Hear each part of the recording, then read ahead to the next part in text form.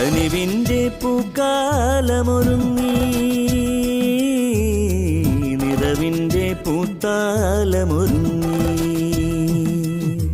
കനിവിൻ്റെ പൂക്കാലമൊരുങ്ങി നിറവിൻ്റെ പൂത്താലമൊരുങ്ങി അത്തം പത്തിനു വരമായി കണിയായി